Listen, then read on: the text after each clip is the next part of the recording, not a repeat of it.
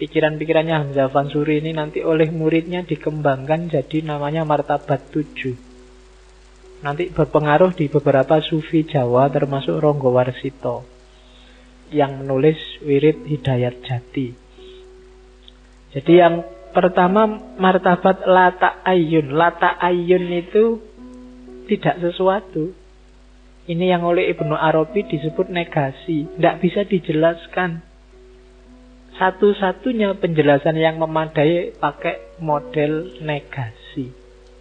Tidak beranak, tidak diperanakkan. Tidak usah ditanyakan bidannya. Kemudian nanti kamu dianggap penistaan.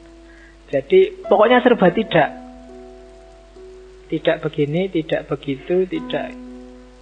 Namanya level la ta'ayyun. Allah dalam dirinya yang sejati. Jadi aslinya. Cuma kan Allah sendiri bilang, fa'uritu an u'rofa, aku pengen dikenali. Kalau kayak gini terus, tidak ada orang kenal aku. Maka diciptakanlah makhluk, termasuk sampai ke level bawah, termasuk kita ini. Dan Allah memposisikan dirinya biar dikenali. Lewat perbuatan-perbuatannya.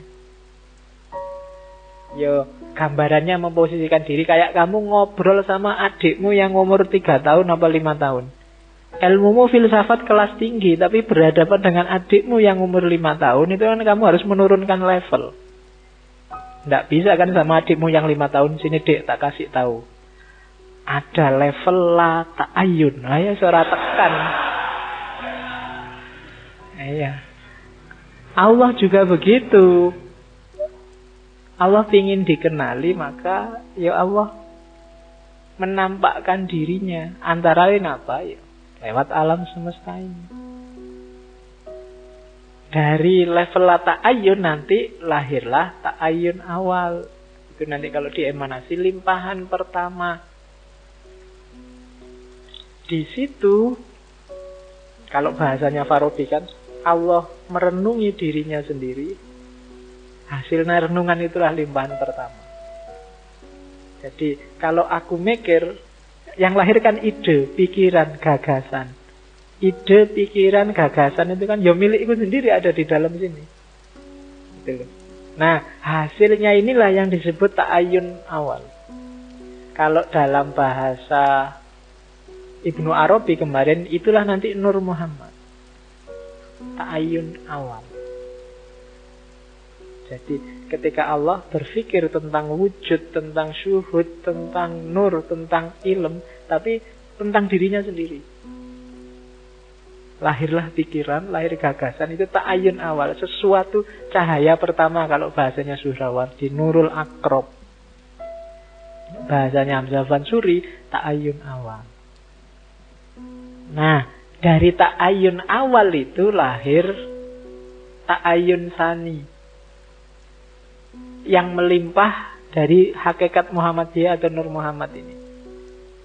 Ta'ayyun sani itu kalau di filsafat mungkin ada kayak dunia ideanya Plato. Realitas serba sempurna yang jadi prototipenya alam semesta. Itu ta'ayyun sani. Jadi semacam bibitnya alam semesta ada di situ. Muncul dari ta'ayyun awal, hakikat Muhammadiyah.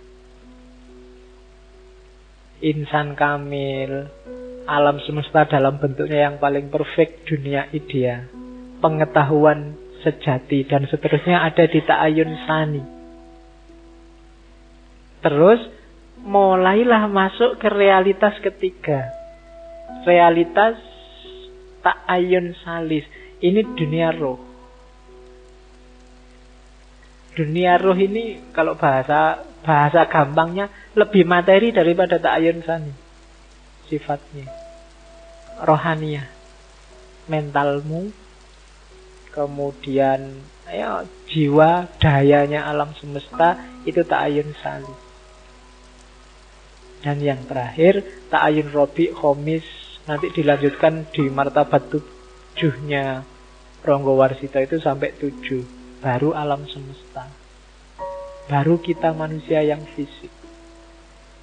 Jadi limpahan, limpahan, limpahan sampai yang terakhir. Nanti perjalanannya para sufi ini namanya tajalli, realitas hasil penampakannya Allah namanya tajalli, prosesnya namanya tanazzul. Semakin turun.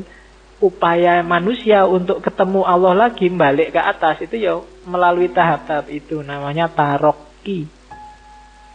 Naik ke atas.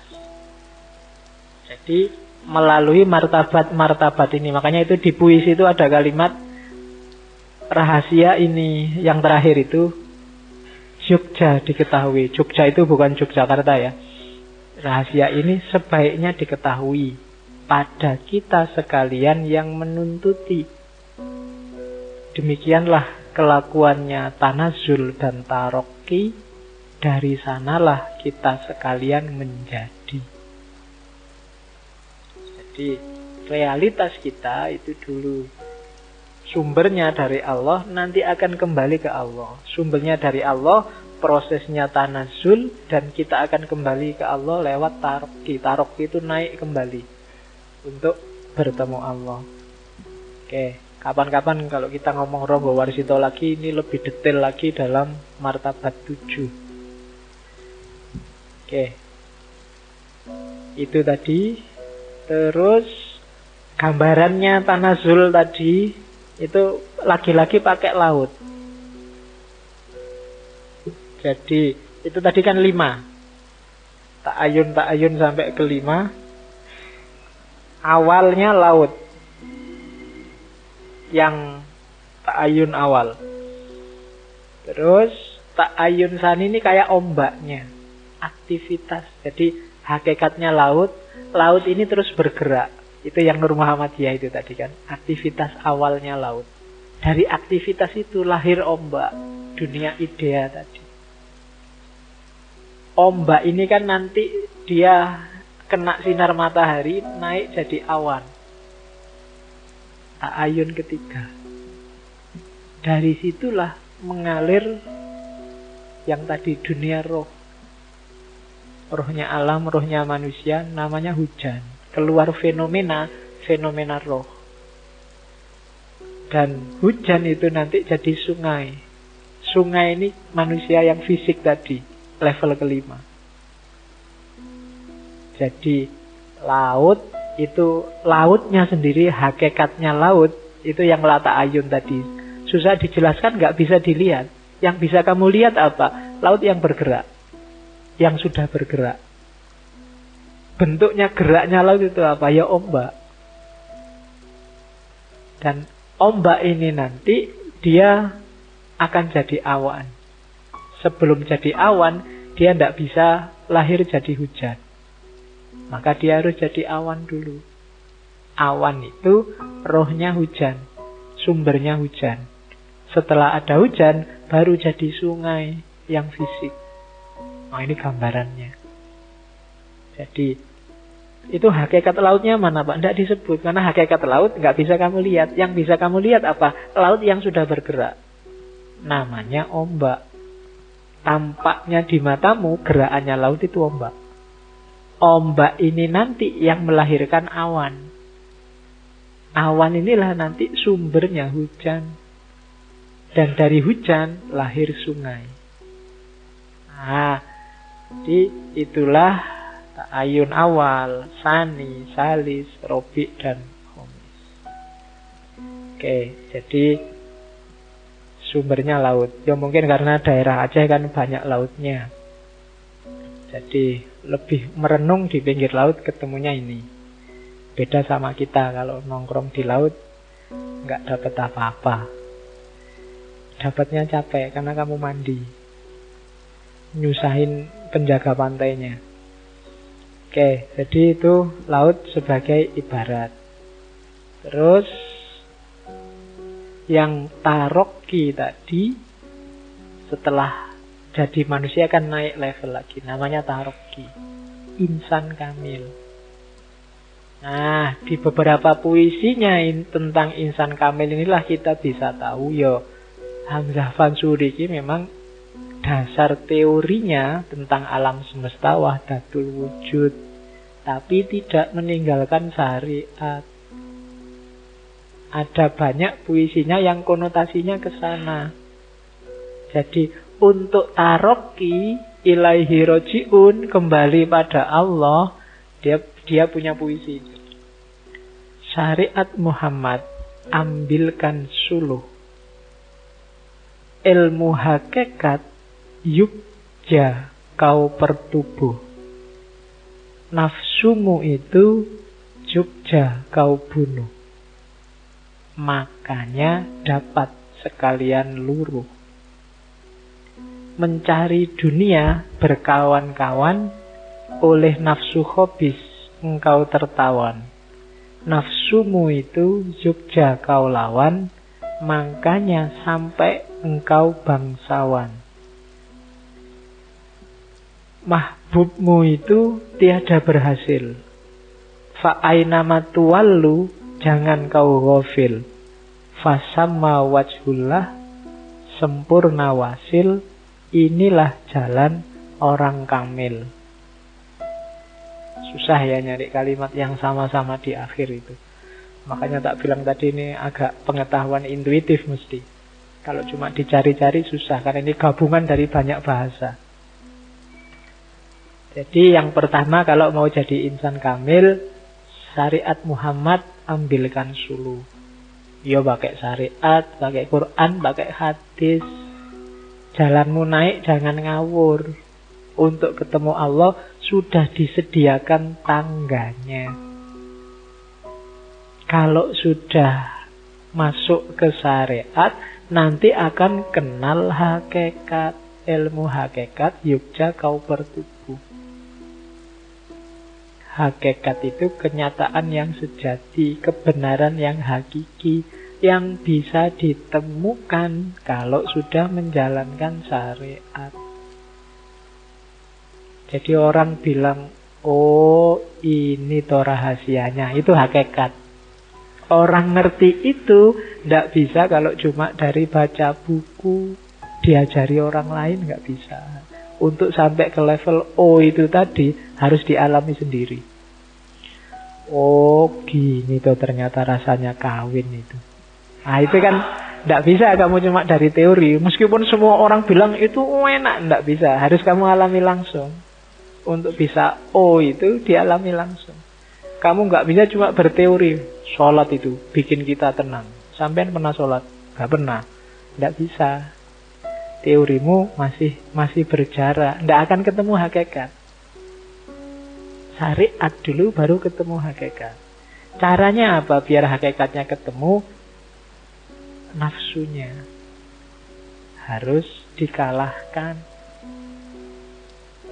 Jadi egomu kalahkan dulu.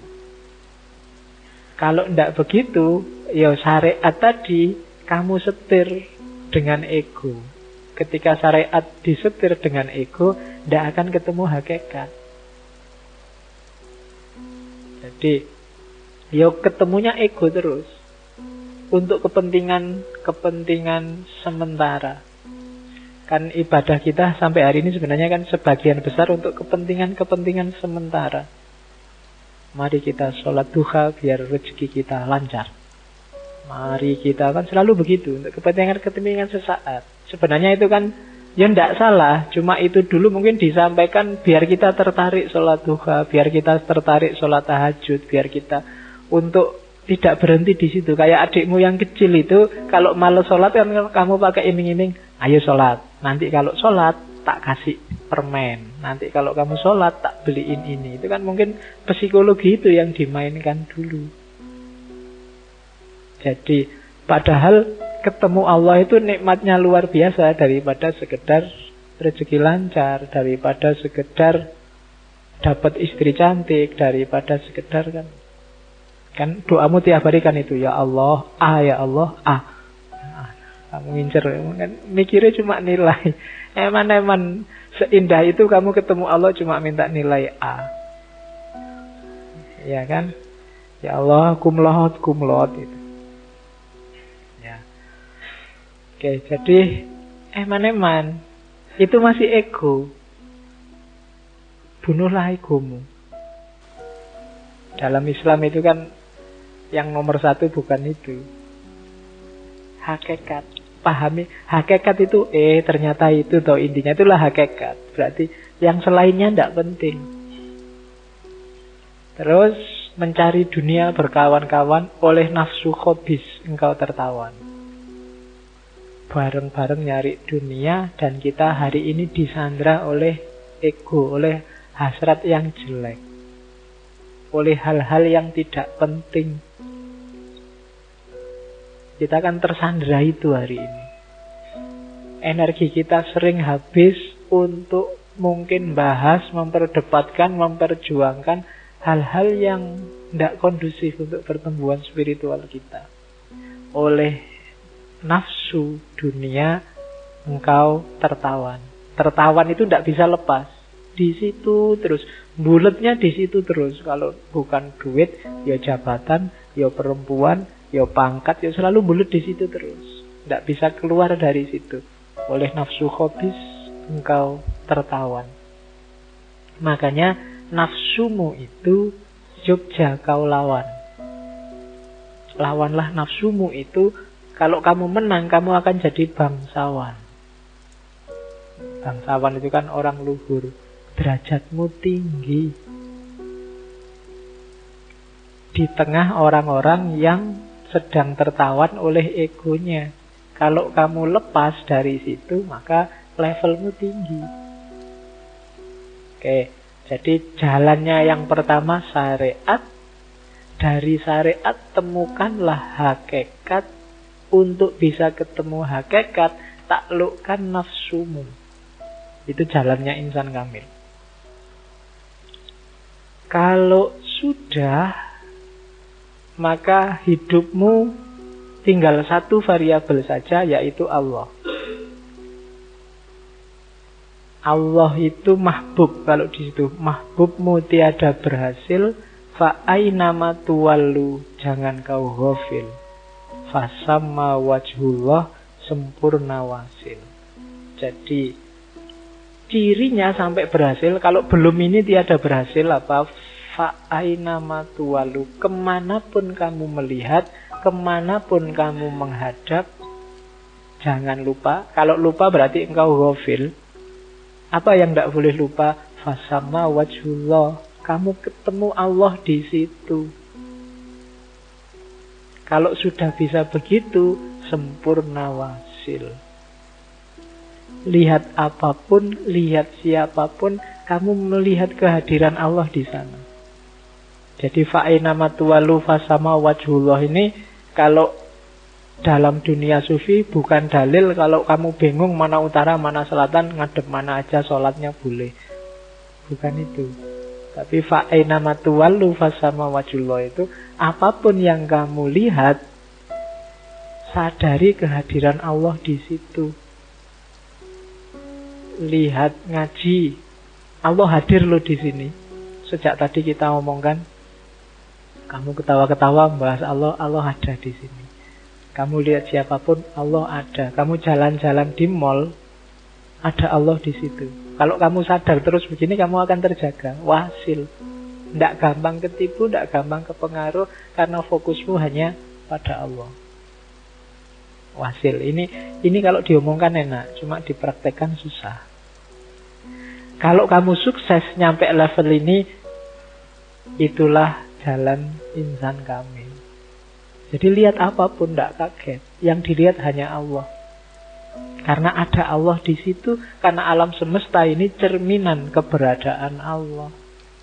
Karena dulu memang segalanya tidak ada, hanya Allah yang ingin dikenali, maka dia memancarkan keberadaannya. Nah, itu insan kamil. Yes, kapan-kapan ini diulang-ulang rekamannya sampai kamu sadar. Ya, karena diprakteknya susah. Jadi fa'ainama tuwallu fasamma wajhullah. Kamu tulis besar-besar di kamarmu. Apapun yang dilihat, kamu lihat Allah. Lihat temanmu sak kos-kosan tidur, ada Allah di situ. Lihat cewek pakai rok mini, ada Allah di situ. Ya. Jadi, kalau kamu lihat ada Allah di situ kan nggak jadi nafsu. Oke, Alhamdulillah, Allah Maha Kuasa, Allahu Akbar. Nah, ini kan pikirannya selalu hadir Allah di mana-mana, apapun yang dilihat. Itu insan kamil, cirinya cuma itu. Cuma untuk sampai ke situ, syariat dilewati, hakikat ditemukan, nafsunya ditaklukkan. Kalau masih nafsunya belum takluk, sama-sama lihat pakai rok mini tadi, Allahu Akbarnya beda. Ya, jadi begitu lihat rok mini, Allahu Akbar. Itu kamu. Tapi kalau sudah di mana-mana lihat Allah, ya Allahu Akbar, Alhamdulillah, wassalatu wassalamu ala Rasulillah, panjang. Sudah ayat semuanya jadi ayat Allah. Makanya kan sering saya bilang ayat Allah itu ada dua. Ada yang tertulis, ada yang tidak tertulis. Ayat-ayat Allah berarti apa? Bukti. Apa sih yang dibuktikan? Ayat itu kan bukti. Bukti adanya Allah. Membaca Al-Quran itu kan bukti kamu temukan Allah di situ. Membaca alam semesta juga begitu. Temukan adanya Allah di alam semesta. Bahkan dalam apapun Allah ada di situ. Itu fasama wajhullah.